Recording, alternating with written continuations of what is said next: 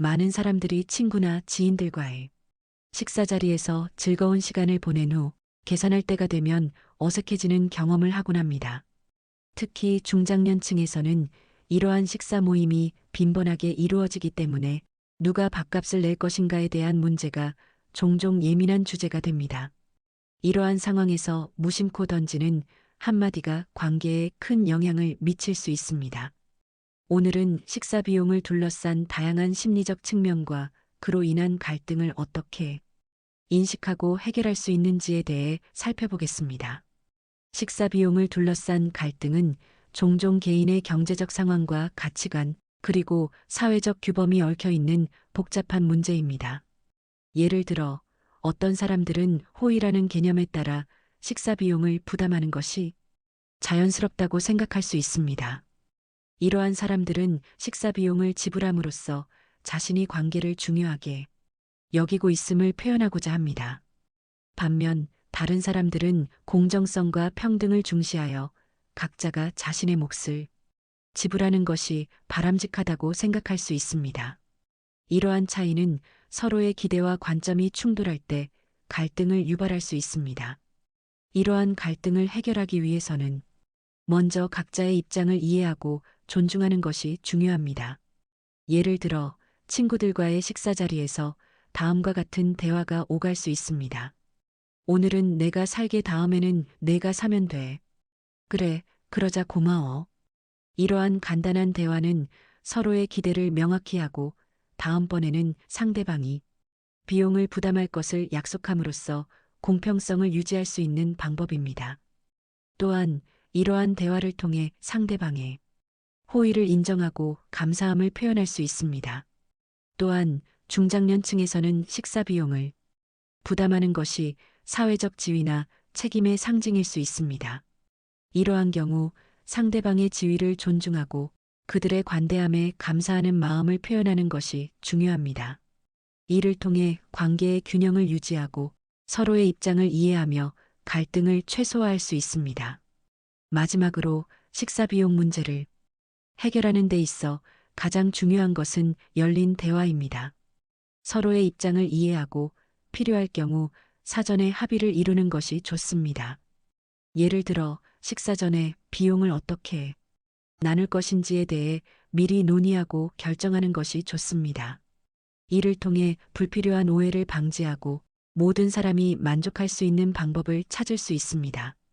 이렇게 다양한 심리적 측면과 갈등 해결 방안을 고려하며 식사 비용 문제를 잘 다루는 것은 관계의 질을 향상시키는데 큰 도움이 될 수 있습니다. 무엇보다 중요한 것은 서로에 대한 존중과 이해, 그리고 열린 마음으로 대화하는 자세입니다. 좀 더 자세하게 알려드리겠습니다. 시작 전 구독과 좋아요 꼭 부탁드립니다. 이제부터 시작하겠습니다.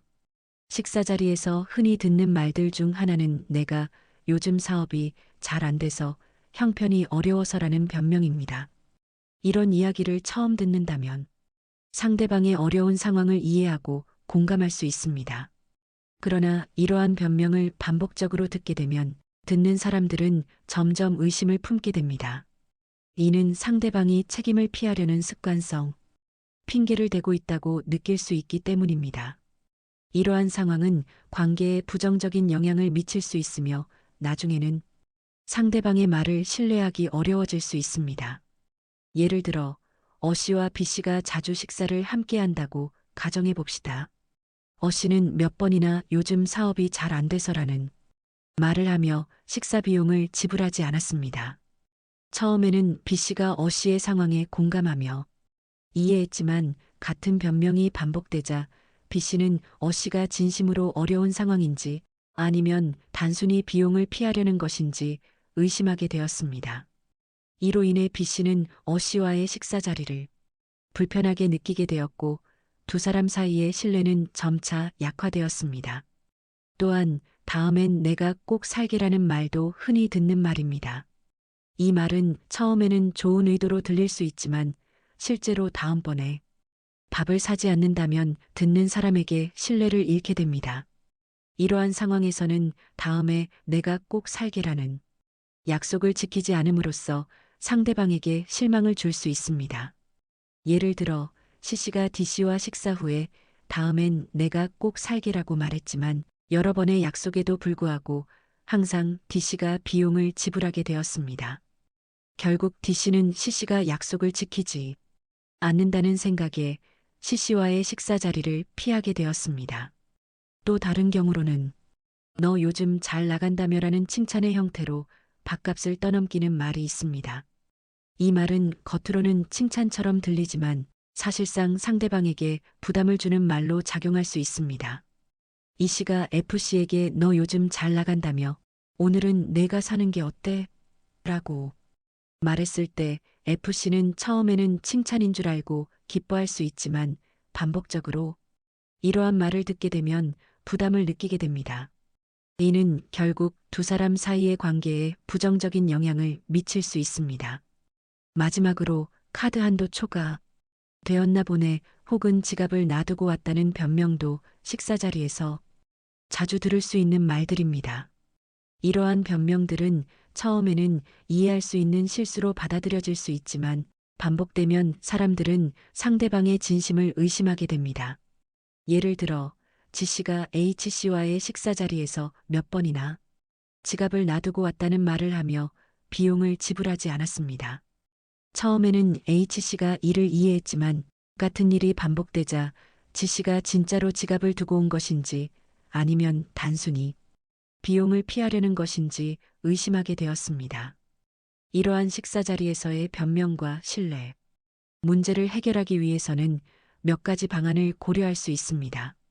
첫째, 서로의 상황을 솔직하게 이야기하고 이해하는 것이 중요합니다. 식사 전에 비용을 어떻게 나눌 것인지에 대해 미리 논의하고 합의한다면 오해를 줄일 수 있습니다.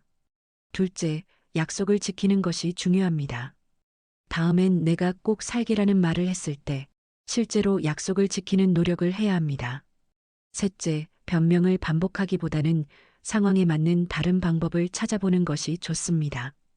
예를 들어 상황이 여의치 않을 때는 솔직하게 말하고 다음번에는 다른 방식으로 보답할 수 있는 방법을 찾아보는 것이 좋습니다. 결론적으로 식사 자리에서의 변명과 신뢰 문제는 서로의 상황을 이해하고 약속을 지키며 솔직한 대화를 통해 해결할 수 있습니다. 이러한 노력을 통해 관계의 질을 높이고 서로에 대한 신뢰를 쌓을 수 있습니다. 무엇보다 중요한 것은 상대방에 대한 존중과 이해, 그리고 열린 마음으로 대화하는 자세입니다. 이를 통해 서로의 관계를 더욱 돈독히 할 수 있을 것입니다. 식사 자리에서의 작은 행동과 말들은 인간관계에 큰 영향을 미칠 수 있습니다.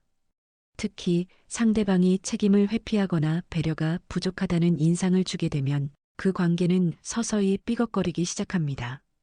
이러한 상황을 방지하기 위해서는 몇 가지 중요한 원칙을 이해하고 실천하는 것이 필요합니다. 먼저 식사 자리에서 기대하는 바를 명확히 하고 서로의 입장을 이해하는 것이 중요합니다. 식사 비용을 분담하는 문제는 서로의 경제적 상황이나 가치관에 따라 다르게 인식될 수 있습니다. 따라서 사전에 비용을 어떻게 나눌 것인지에 대해 솔직하게 대화하는 것이 필요합니다. 이런 대화를 통해 서로의 기대를 명확히 설정하고 불필요한 오해를 줄일 수 있습니다.